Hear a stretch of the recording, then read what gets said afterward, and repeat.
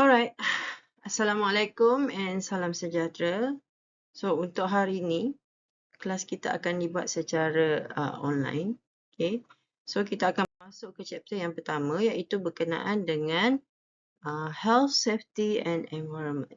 Okay, so kita ada 4 subchapter kesemuanya iaitu Introduction to OSH, OSH 1994, Act 514, FMA 1967 dan juga EQA 1974.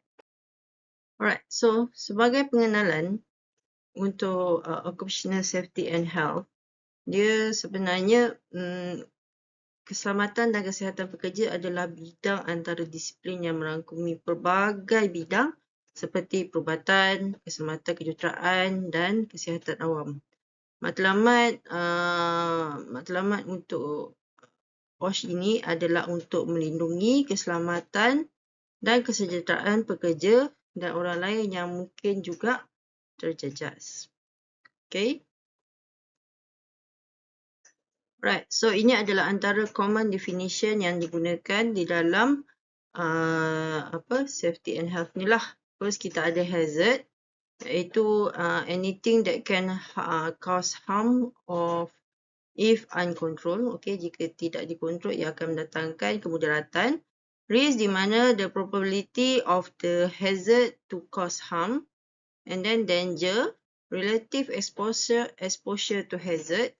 And yang terakhir ialah accident, di mana accident ialah an unplanned, unexpected and undesirable incident which resulted in negative outcomes such as fatal injuries, damage to property, dangerous occurrence and any combination of those. Okay, so ini adalah common definition yang biasa digunakan di dalam keselamatan dan kesihatan dalam pekerja lah. Okay. So, kita ada beberapa kategori di dalam hazard ni. So, first ialah occupational safety hazard. And then yang kedua ialah occupational hazard, health hazard. Okay, first ialah untuk safety, kedua untuk kesihatan. Dan yang ketiga ialah environmental hazard. Okay, so yang ketiga berkaitan dengan hazard yang berkaitan dengan environment lah, persekitaran. Okay. Alright, this is the classification of occupational hazard. First, kita ada physical hazard di mana berlaku boleh menyebabkan kecederaan pada fizikal, and then ada biological hazard. Okay, yang ketiga ialah agronomic hazard.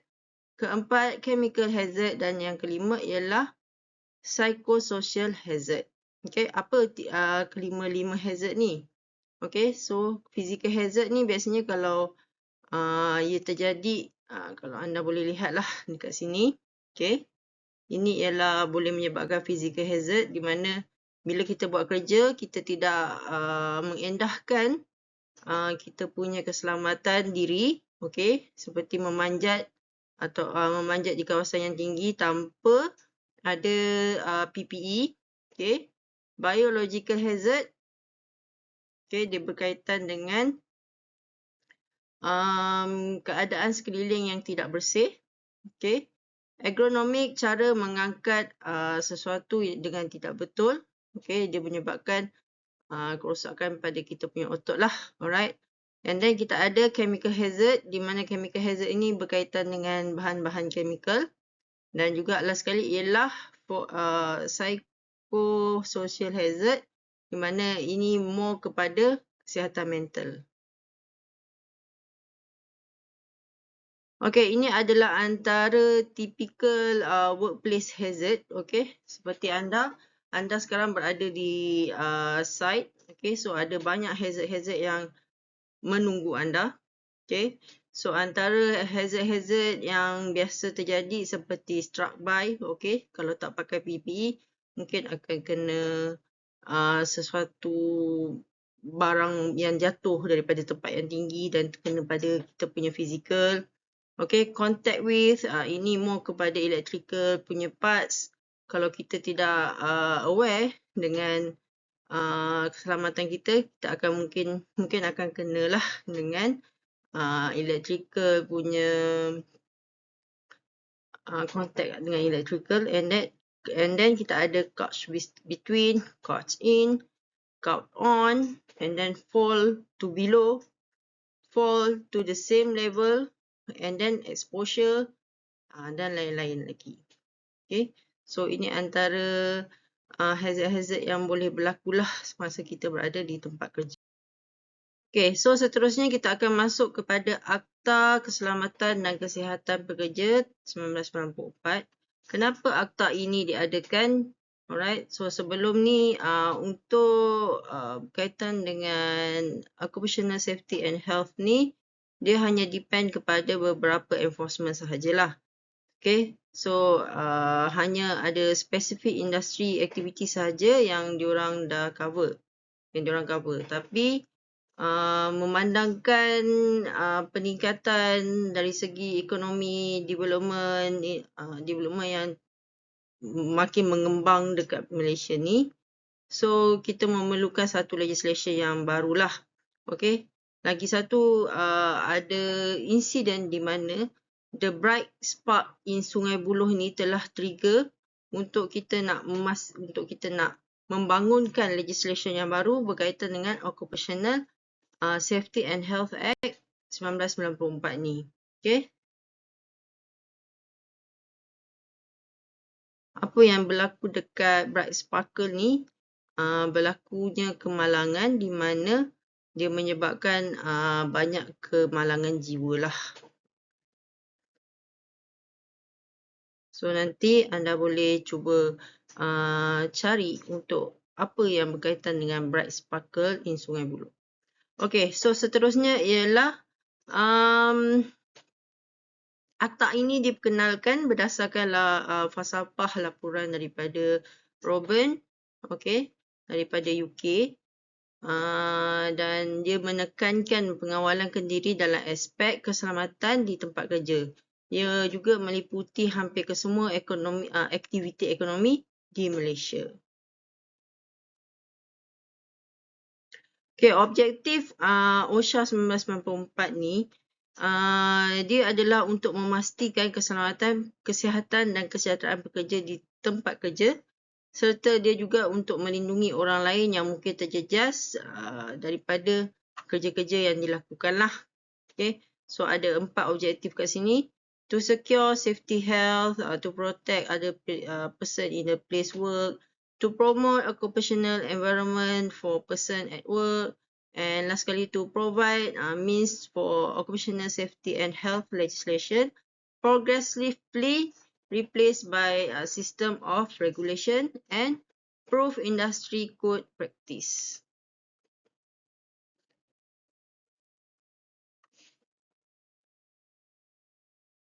Okey, ini adalah antara skop-skop yang terdapat di dalam OSHA 1994, iaitu dia merangkumi manufacturing, mining and quarrying, construction, agriculture, utilities seperti electricity, water, sanitary, transportation, wholesale dan sebagainya.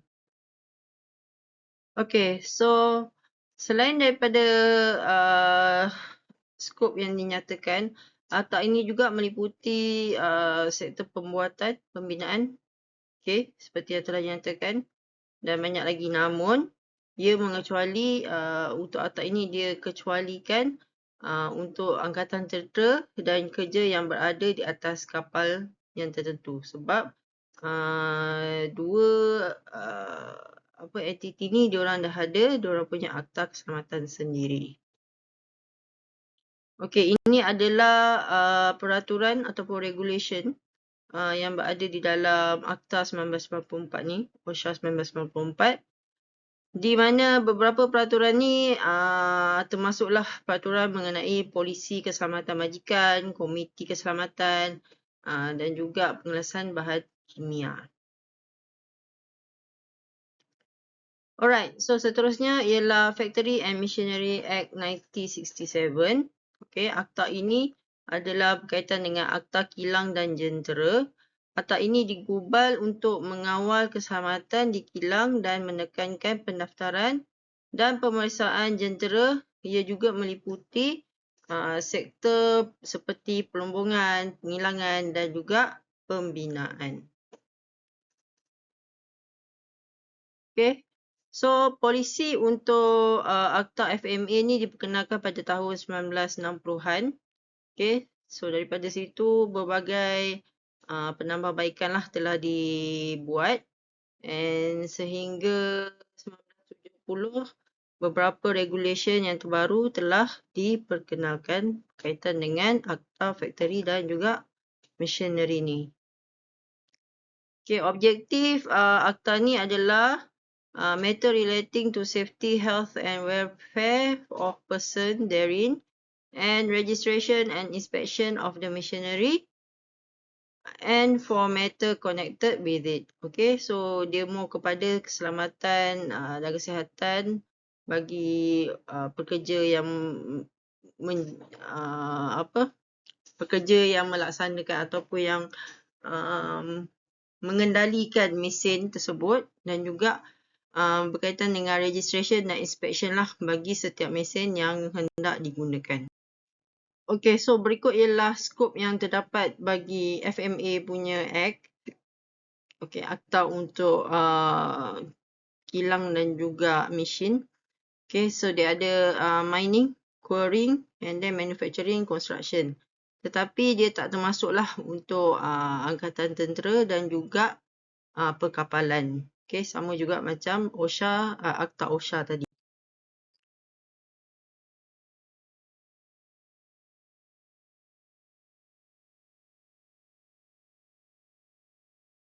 Seterusnya untuk kilang dan juga mesin yang dioperate oleh federal ataupun state government juga mempunyai pengecualian lah untuk akta ini. So boleh rujuk kepada section 34, 35 dan 38 serta 48. Okay, so daripada operation, lepas tu building operation, lepas tu register dan juga fees. So dalam tu dia ada nyatakan yang mana yang mendapat exemption. Alright, so yang ni untuk steam boiler, steam receiver, lift operator and yang dikendalikan oleh federal dan state government juga boleh mendapat exemption. Okay, and yang seterusnya ialah Environmental Quality Act 1974, Akta 127. Okay, ini more kepada Akta Kualiti Alam Sekitar lah.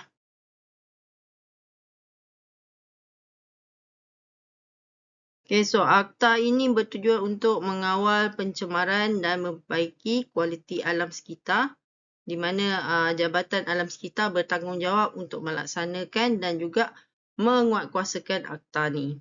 Okay, so ada dua, iaitu ada vision dan mission dia, iaitu first untuk environmental conservation for the well-being of the people. Untuk mission dia to ensure sustainable development in the process of nation building.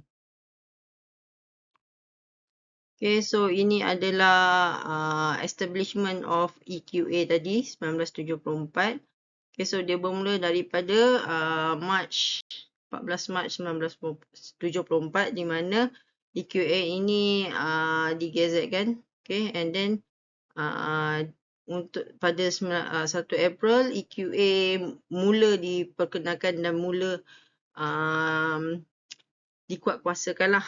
Okay, 15 September Division of 15 September 1975 Division of Environment under Ministry of Local Government and Environment. Okay, akta ni diletakkan di bawah Environment Ministry of Local Government and Environment.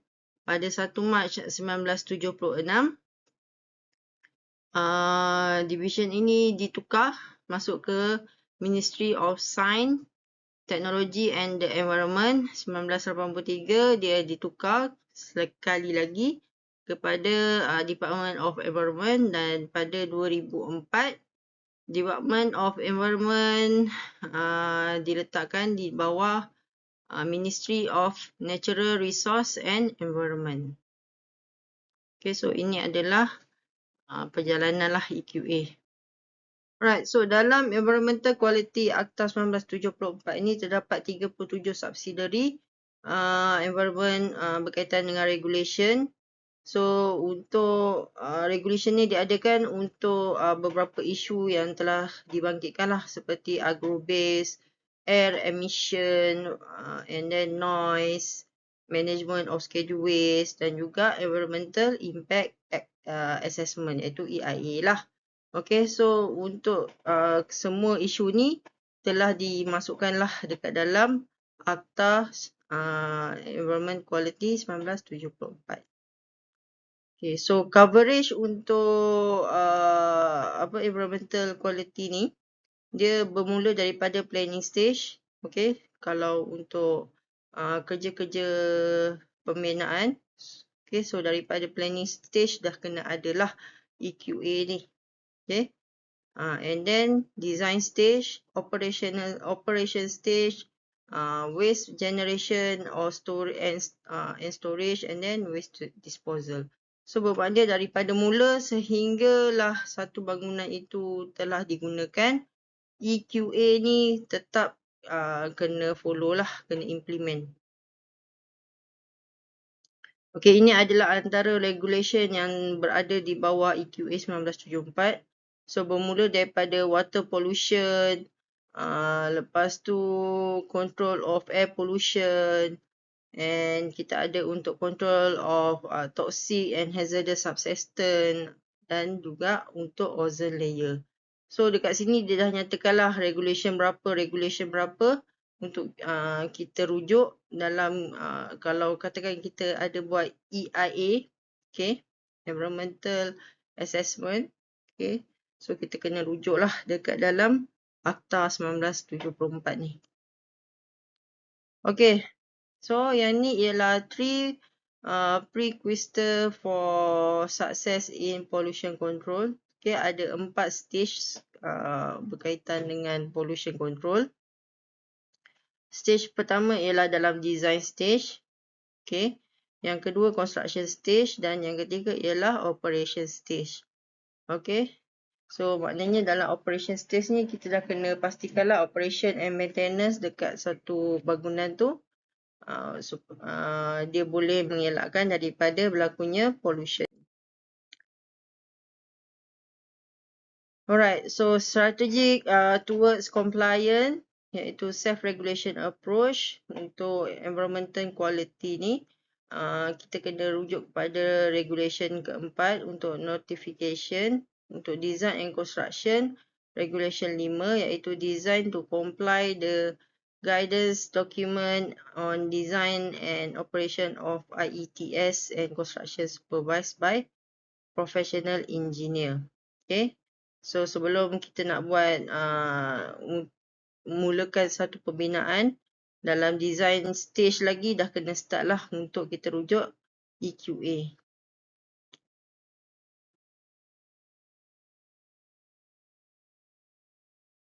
Right, so untuk operation and maintenance, kita boleh rujuk dalam regulation 6. Okay, so regulation ini dalam Environmental Quality Industry Influence, regulation 2009. Okay, so dekat dalam regulation 6, regulation 8 dan regulation 10. So yang ni ada nyatakan berkaitan dengan operation and maintenance untuk environment quality lah. Okay. And last sekali untuk performance monitoring, regulation 9, conduct performance monitoring as in guidance, document on PM and IETS. Alright, so itu sahaja. Saya berharap anda boleh praktikkan, boleh cuba untuk mencari, memahami akta-akta yang berada di dalam keselamatan dan kesihatan pekerja supaya setiap apa yang kita buat tu kita boleh, kita ada rujukan. Okay, kita tak lari daripada akta-akta ataupun guide-guide yang telah diadakan lah. Alright, so itu sahaja untuk chapter 1. Terima kasih. Assalamualaikum.